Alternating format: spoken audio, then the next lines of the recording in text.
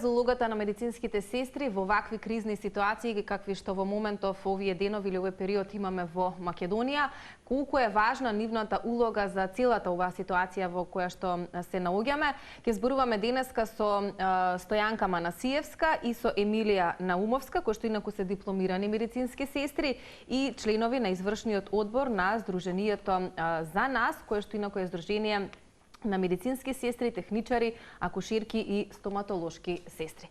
Ви благодариме пред се за одвоеното време, затоа што знаеме дека овие денови навистина се денови во кои што не постои работно време. Верувам дека сите сте постојано на терен и онаму каде што е најпотребна вашата помош. Па така некако би го започнали разговорот како започна се кога се случи нели за жал несреќата, во смисла на тоа колку е важен ангажманот на медицинските сестри насекаде низ Македонија. Најмногу претпоставувам во тој момент во медицинските установи во Кочани, но потоа и со сите оние транспорти кои што се вршеа насекаде во Македонија. Да, ние како сестри сме многу важна алка во целиот тој здравствен систем. Кога се случи трагедијата и ние сме само луѓе, имаме своји емоции и чувства, сочувствувавме со настраданите и со нивните семејства. Меѓутоа, верувајте, ние како професионалци немаме време тоа да го тагуваме. Бевме на ниво на своите работни задачи, моравме да се реорганизираме, да се екипираме, да се слушавме со колешките наши од Кочани, од Штип, ја следевме ситуацијата. Моравме да помогнеме, да дадеме поддршка. Самите наши колешки по завршувањето на нивната смена, тие не си отидоа дома, туку продолжија со работа. Затоа кога се случува некоја ваква трагедија и кога очекувате наплив на многу луѓе, значи треба и многу персонал да се прифатат тие, за жал млади деца, за да може да се помогне и да им се спроведе нега и третман онаков каков што стварно треба и заслужуваат. Бевте на смена, Емилија Стојанка, кога го добивте повикот од здравствените центри? Не бевме на смена, да. Ние преку нијата се договоривме, се најдовме на лице место. Тука ни помогна, да речеме, се јавија и од хуманитарната организација Свети Спас, начело со отецот Оливер. Тие донира сендвичи кои се даваа на семејствата кои чекаа пред болниците, се хидрираа со вода, исто и со персоналот, затоа што имаше доста персонал. Да, тука бевте заедно и со Црвениот крст, кој што беа. Да, тука беше и Црвениот крст, да, пред болниците каде што се носеа децата, каде што се транспортира. Да, имено еве со Цеца многу прашања имавме како одговараат медицинските сестри. Верувам, како што многумина кажа, верувам дека и вие ќе го потврдите истото, дека можеби во вашата децениска кариера на работење нели во клиниките кај нас беше можеби најтешкото сценарио за кое што сте се соочиле. Тоа што го помним барем од независна Македонија. И сестрите се први тие кои што го примаат пациентот и значи да се укажува првата помош од самите сестри, да се постави венска линија, да се види дали се продни дишните патишта и така да се прифата. Значи првиот контакт е и првата помош е всушност од медицинските сестри. Тоа само зборува колку е важна вашата улога, а колку можеби недоволно се цени во нашата земја со оглед на бројните проблеми со кои што се соочувате. Можеби за тоа ќе зборнеме некаде кон крајот на разговорот. Емилија, велиме, сите се сплотивте, значи, од целата земја, не се гледа работни часови така натака, но во вакви кризни моменти имаме ли можеме ли доволно добро да одговориме на потребите на ситуацијава, бидејќи тука веќе имавме и доста, за жал, починати, имавме доста повредени, многу во тие првични моменти голем дел од пациентите и им се вршеше транспорт од едно до друго место, од една во друга држава. Што значи транспорт со возило на итна медицинска помош, што значи транспорт на пациент со авион, како што имавме во ситуацијава, и каква е улогата на медицинските сестри во тие моменти?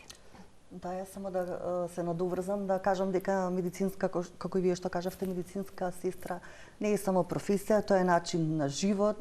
Да, медицинските сестри се полни со емпатија, пожртвуваност, се дава несебично, значи и покрај ова чувство на емпатија остана на нозе, професионално одговорија на сите задачи, значи за прием на пациенти, поставување на венска линија, потоа нели припрема за транспорт, така да во нашето здружение, значи ние бевме од почетокот вклучени сестри, значи буквално од цела Македонија, пошто нашето здружение ги вмрежува сите болници, приватни, здравствени и приватни државни здравствени установи.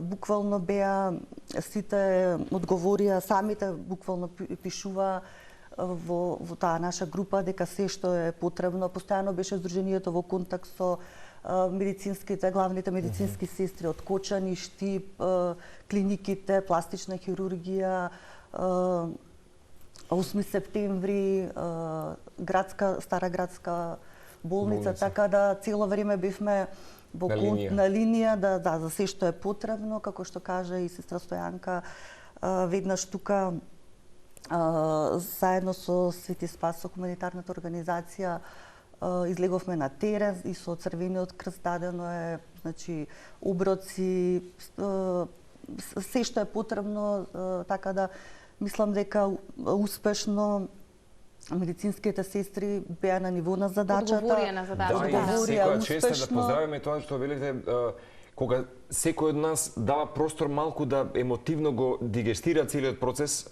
кај вас практично и да нема простор за тоа, мора веднаш да реагира. Да, тоа се високо стручни и едуцирани сестри кои ја укажуваат таа помош, значи треба да се следат виталните знаци.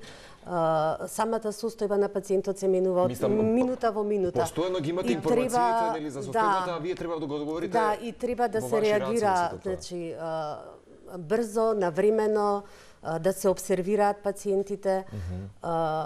Нема место за емоции, дури некоја солза ако ви протече, пациентот треба да види надеж во вашите очи, а не да почувствува тага.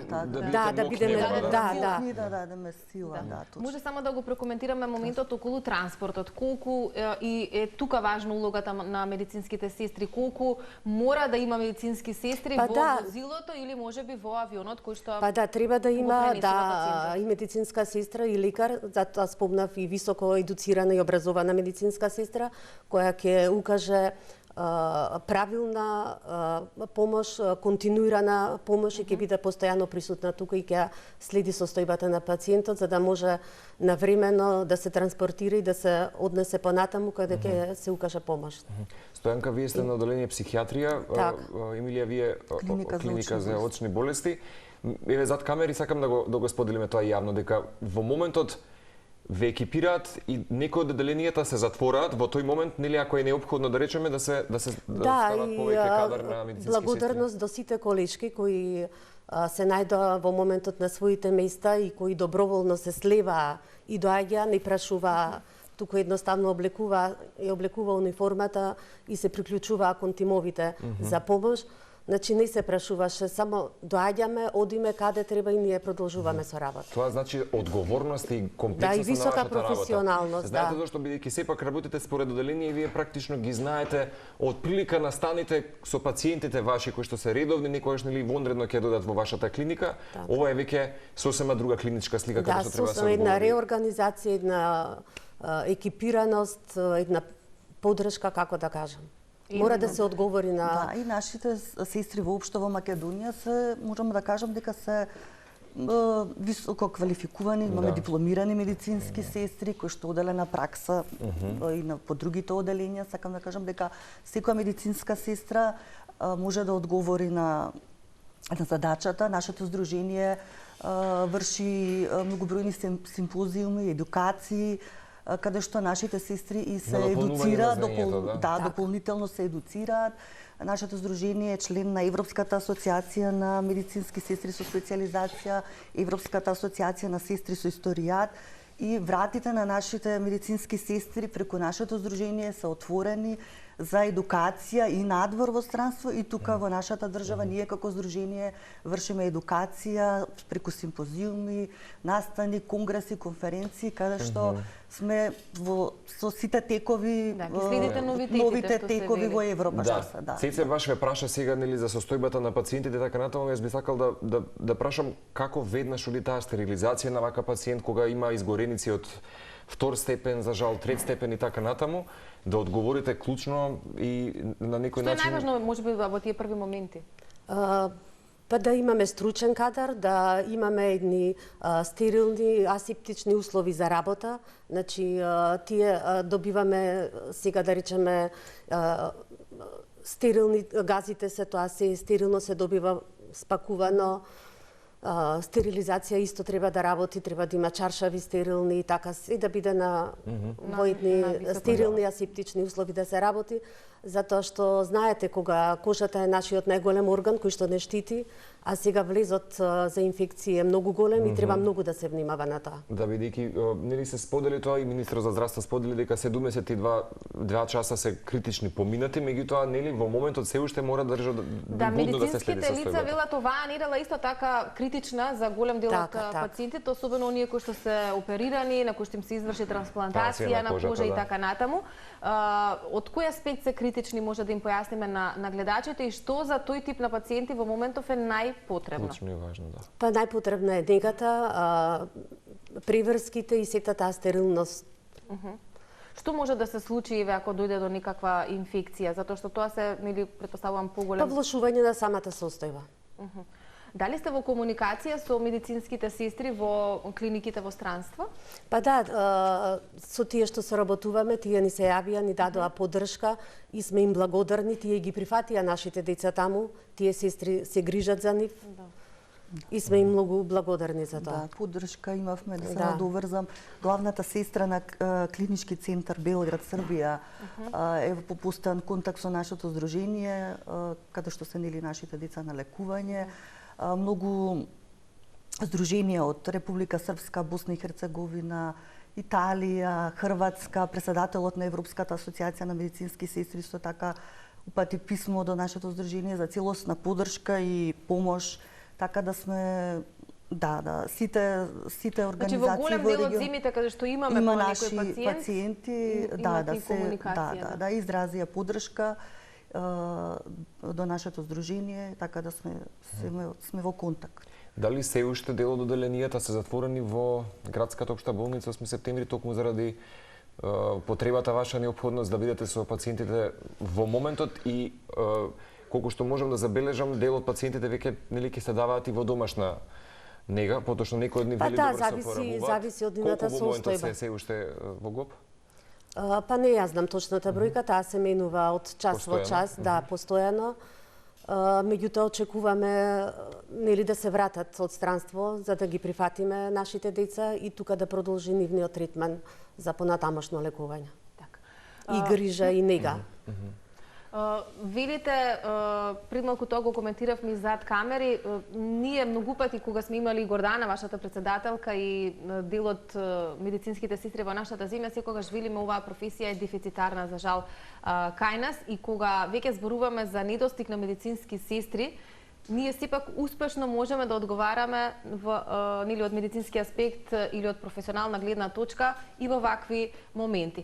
Се пишуваше низ медиумите дека голем дел од медицинските сестри кои што се во пензија и тие нели во моментов, не само во моментов, туку изминатиот период се уште работат, нели и се залагаат за подобрување на здравството кај нас. Да, нив им е понудено, тие ако се чувствуваат дека можат да продолжат да работат, продолжуваат, доаѓаат, остануваат. Меѓутоа, медицинска сестра како професија е истрошена, како да кажам. Ние се вработуваме многу млади, сите тие дежурства и ноќни смени нас не трошат.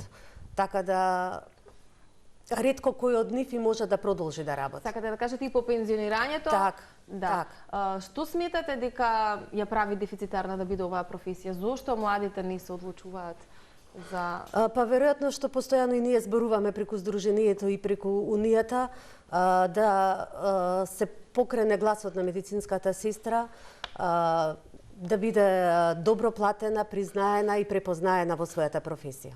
Дали низ години, со оглед на тоа што сме зборувале за бројните предизвици и проблеми со кои што се соочувате, имаме некое подобрување, односно вие како здружение Бидејќи генерално? може да речеме секој пат дека студентите има доста млади кои што сакаат да се запишат на медицинскиот факултет, меѓутоа некој пат кога ќе ги слушнат одговорностите и да речеме Да, носи многу оваа професија, не само бенефити да речеме, туку треба и одговорности.